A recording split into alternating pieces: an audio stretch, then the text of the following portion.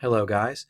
I'd like to pursue further an idea that Wilhelmsen introduces in chapter 7 of Man's Knowledge of Reality, which is that being escapes conceptual representation.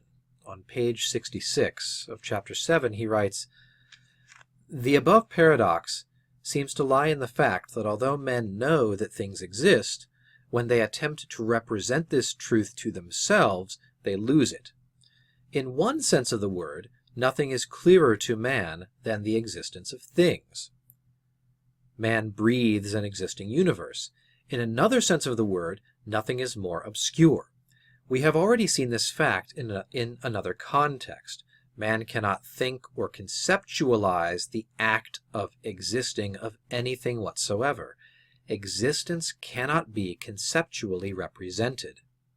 And the next paragraph he goes on to say, "Man grasps existence in judgment."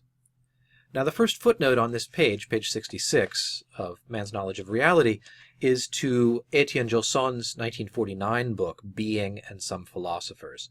So in order to grasp more fully just what Wilhelmsen is getting at here, before he moves on to his discussion of the grammar of existence and the way that existence can only be represented in the copula of a proposition, not in the subject or in the predicate, rather than dive into that grammar deeply right now, I want to go to about 3 or 4 pages from Gilson's book, pages 200 to 203. I want to walk through them with you right now to take a look at what Gilson is saying about the nature of existence and conceptual representation. I think that'll give us a deeper grasp on what Wilhelmsen is doing, both in chapter 7 and beyond. So let me get that book. Being and Some Philosophers by Gilson.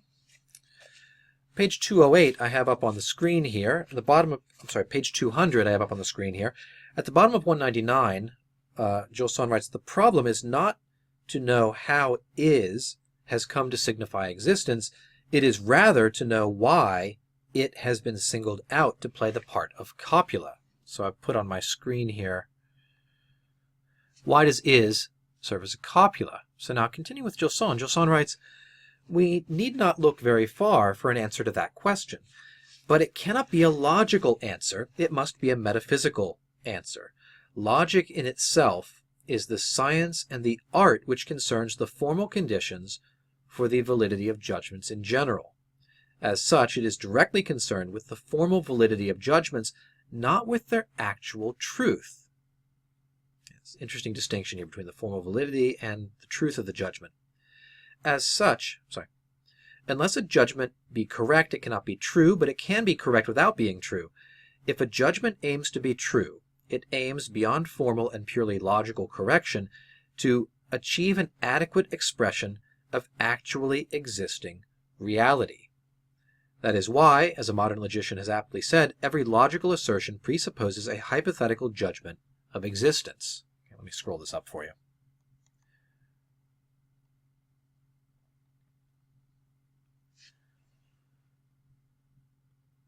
So we're finding a distinction between the area of expertise of the logician, who's concerned with grammar, and the area of expertise of the metaphysician, concerned with existence. We'll see this developed next. This is why, as a modern logician has aptly said, every logical assertion presupposes a hypothetical judgment of existence. I said that, sorry. With this last judgment, that is, with this hypothetical judgment of existence, logic as such is in no way concerned, yet the judgment is there.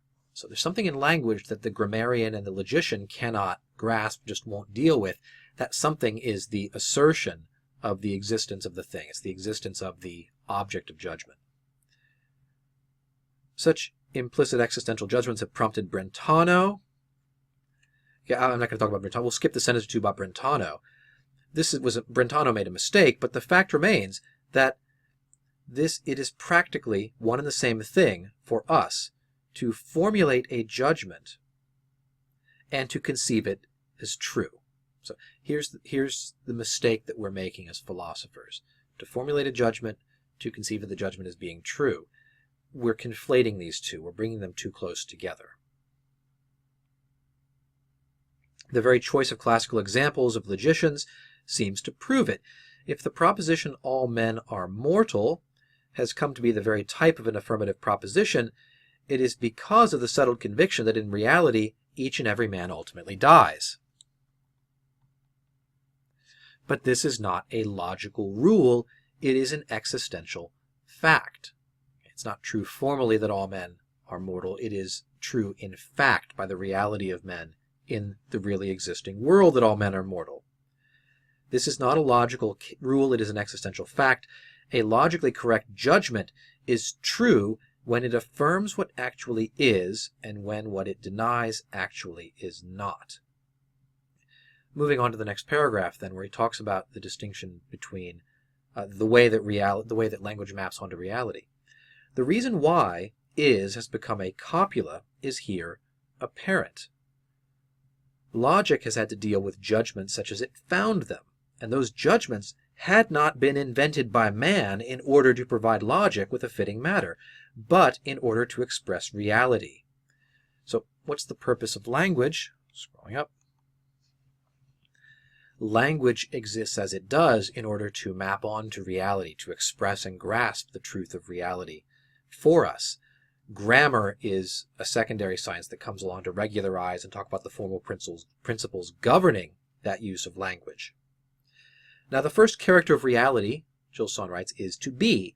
When I say Peter is sick, I directly conceive of Peter as being in a sick way. That is, I conceive his being as the being of a sick man. Something like the adverbial property of existence, or the participial property of existence that we've talked about previously in Wilhelmsen.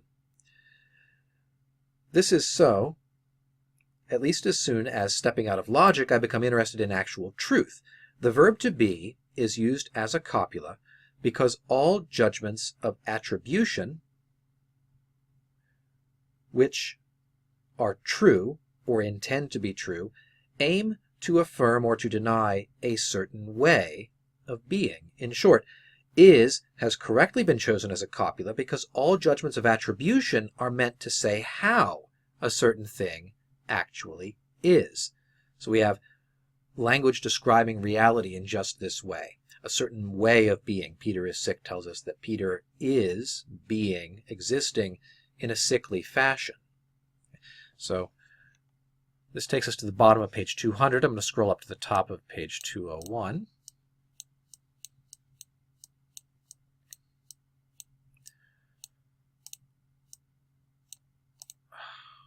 Okay. Continue with Gilson.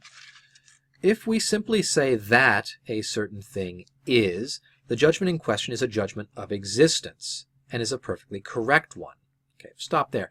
Distinction being made here by Gilson between two types of judgments. A judgment of attribution, where I apply a predicate to a subject, and a judgment of existence, where I simply say barely that X is. Okay, the being is or exists. It is complete without any other term requiring to be understood, that is, without a predicate term. With only one term and a verb, that is, the subject and the verb is. Why logic as such does not know what to do with such propositions is not difficult to see. Attributive propositions are everywhere related to existence, except precisely in logic. Okay, skipping the quote.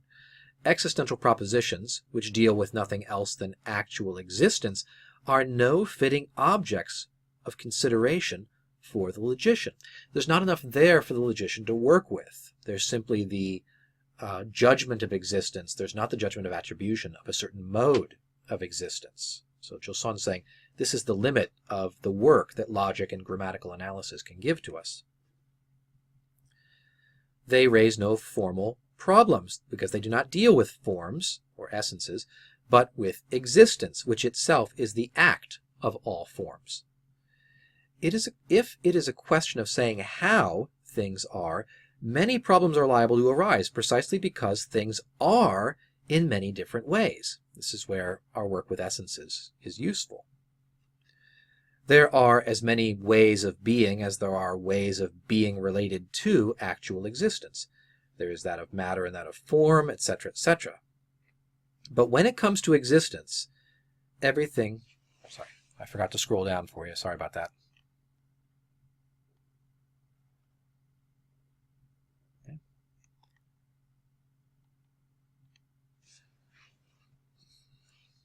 But when it comes to existence, everything is simple, for X either is or it is not, and that is all that can be said about it. Existential judgments are meaningless unless they are meant to be true. Okay, that's different from attributive judgments, which may be asserted, which may be stated and may be true or false. If the proposition Peter is means anything, it means that a certain man, Peter by name, actually is or exists. Is does not predicate anything, not even existence, it posits existence. Okay, we have the use of this vocabulary of positing, which we've used earlier to talk about existence. And such a proposition has no business to be quoted in formal logic, except as an example of a whole class of propositions which are not the business of the logician. So it seems like part of the error here, which Gilson and Wilhelmsen are both emphasizing, is the error of trying to use logic to do the job of metaphysics, or of contaminating our metaphysics with too much of the logical assumption about the nature of essence. Let me scroll down and move on to the next paragraph now.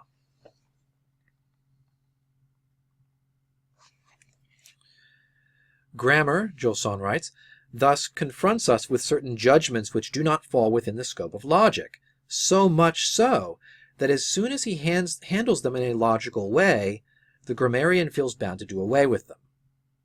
Just erase these, ignore them, wipe them out. There is no reason why such a fact should leave us at a loss. No metaphysician should really feel ashamed to take everyday language seriously. The deepest metaphysical problems are involved in the most common formulas we use in everyday life. In this paragraph, Gilson is emphasizing that we are finding the metaphysician on friendlier terms with common everyday patterns of speech, where the grammarian and the logician is concerned with purifying these and making them more accurate and more formally correct. Just continuing, there is no a priori reason to doubt that human thought goes straight to what is perhaps the very core of reality.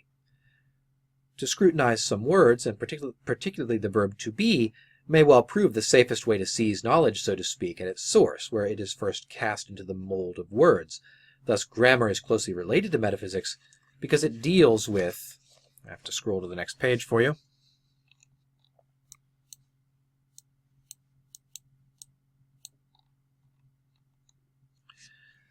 Sorry, that's tilted.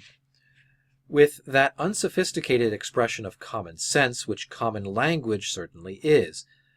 There are not two different truths for common sense and for metaphysics, but there is one and the same truth, more or less deeply grasped and more or less distinctly formulated. Men have not waited for metaphysicians to invent judgments of existence. That's a very nice Gilsonian turn of phrase. There actually are such judgments, and despite the age-old hostility displayed against them by logicians, men cannot pronounce a single sentence in which at least one of them is not directly involved. Their existence then is beyond doubt, but what remains for the metaphysician to do is to define the conditions for their very possibility. Okay. What do we have here then? Again, the point that logic and grammar are not going to get us the most important element of judgment that we find in speech and in assertion. That's the judgment of existence. We're going to have to look for that elsewhere. We're going to have to do a proper metaphysics to accomplish that. Let me scroll to the next paragraph where he talks about that.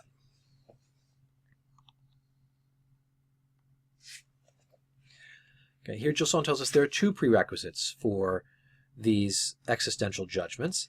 First, that reality should include an existential act over and above its essence. Okay, so that each real thing should have an esse as well as an ens, or a way that it is, a being that it is. There should be an act of being as well as a sort of content of being, an essence.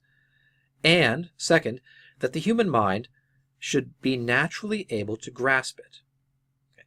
So first, that there is such an existential act in reality has been established by showing that all philosophical attempts to do without it have resulted in philosophical failures. This is Gilson's experimental method, his historical experiments. We find also here his existential Thomism, focusing upon the act of existence. He thinks he's decisively proved this. If we take issue with this, we may raise a point about this first prerequisite, but Gilson thinks this is settled. That the human mind is naturally able to grasp it is a fact, and if so many philosophers seem to doubt it, it is because they fail to grasp the cognitive power of judgment. Okay, here's the centrality of judgment, which is going to be the main part of Wilhelmsen's book after the first part. A theory of judgment. Philosophers get judgment wrong. They get essence wrong. And this is what leads them to deny that the human mind is naturally able to grasp this existential act that goes beyond the essence of existing things. Because it lies beyond essence, existence lies beyond abstract representation, but not beyond the scope of knowledge. Not beyond the scope of intellectual knowledge, for judgment itself is the most perfect form of intellectual knowledge. And existence is its proper object. We're moving here towards the type of knowledge that one can have of existence. Not conceptual knowledge, not knowledge of an essence, because existence is not an essence, but knowledge that comes through this particular kind of judgment, the existential judgment. Okay, let me scroll down to the next paragraph.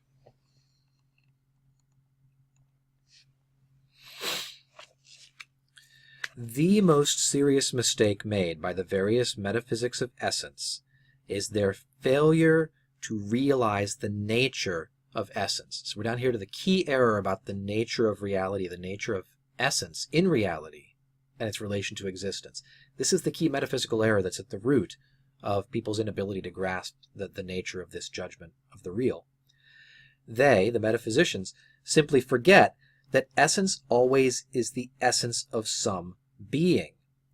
The concept which expresses an essence cannot be used as a complete expression of the corresponding being, because there is, in the object of every concept, something that escapes and transcends its essence. And what is that? That's the esse. That's its act of existing. In other words, the actual object of a concept always contains more than its abstract definition.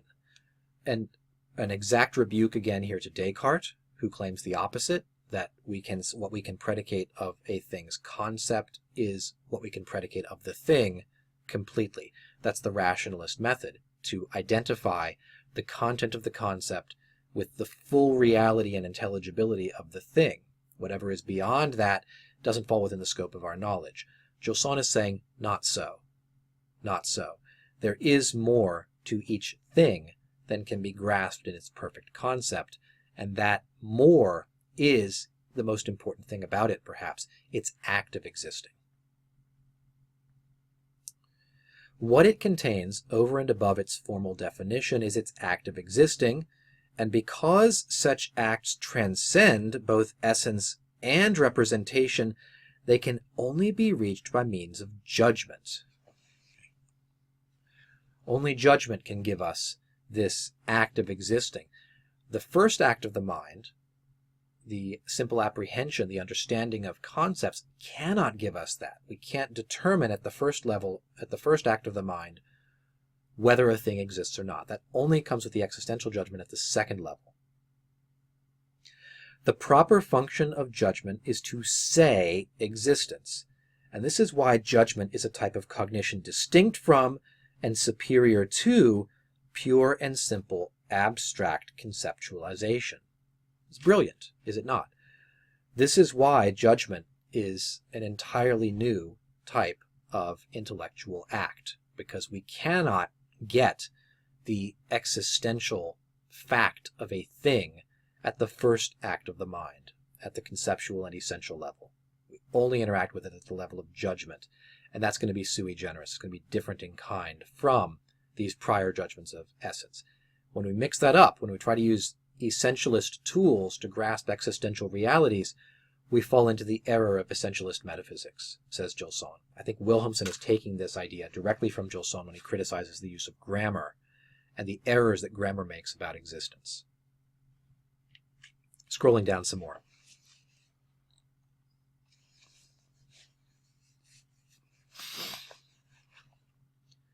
Gilson writes, "Yet it should not be forgotten that in concrete experience, essence itself is the setting apart of a portion of concrete reality.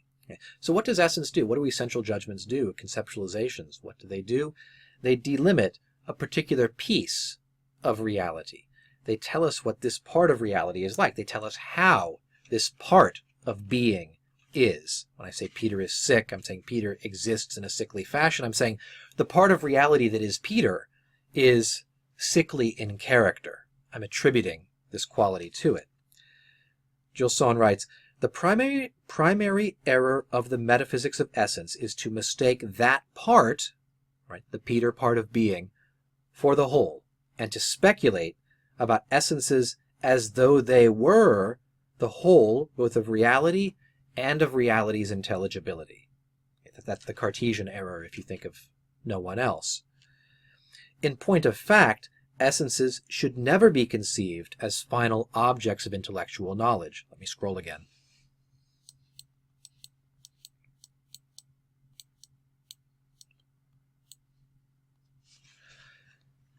In point of fact, essences should never be conceived as final objects of intellectual knowledge because their very nature is engaged in the concreteness of actual being. Abstracted from being, they claim to be, the essences claim to be reintegrated being. So essence is making claims that can't be justified on its own behalf. It claims to be more of reality than it is, or the metaphysicians claim more for their essences than can actually be paid off. In other words, the proper end of intellectual abstraction is not to posit essences in the mind as pure and self-sufficient presentations. Again, think of the rationalists. Even when we abstract essences, we do not do so with a view to knowing essences, but with a view to knowing the very beings to which they belong. And this is why, if philosophical knowledge is not to remain abstract speculation, but to be real knowledge, it must use judgment to restore essences to actual being. That's a complex and important sentence, so let me walk through it one more time. This is the last thing I'll do in this video. Even when we abstract essences, we do not do so with a view to knowing the essences. I don't form a concept because I wish to know the concept, but with a view to knowing the very beings to which they belong. I want to, through the concept, know the real being from which it's been abstracted. So there's a way in which abstraction is only going to be this intermediate stage. I abstract in order to grasp, and then in order to push back through the concept to a grasp of the reality that the concept has been abstracted from. So another way of thinking about this essentialist error in metaphysics is that it seems to involve stopping at the level of the concept, abstracting the concept from the real, but then not returning to the concrete, individual, particular real thing, but now somehow pretending in this kind of act of philosophical alchemy that what we've grasped conceptually is the fullness of being, is the totality of the real. That's the error of mistaking the part for the whole, Gilson says. So I think these 3.5 pages from Gilson's Being and Some Philosophers will help illuminate some of the work we're going to do with Chapter 7 of Wilhelmsen's book, and work we'll be tackling pretty soon in looking at the metaphysics of knowledge. I appreciate you watching this video. The format's a bit unique. I hope you don't mind my scrolling and the unpolished nature of the talk here. I look forward to talking with you more about some of this material soon. Thanks for watching today. Goodbye.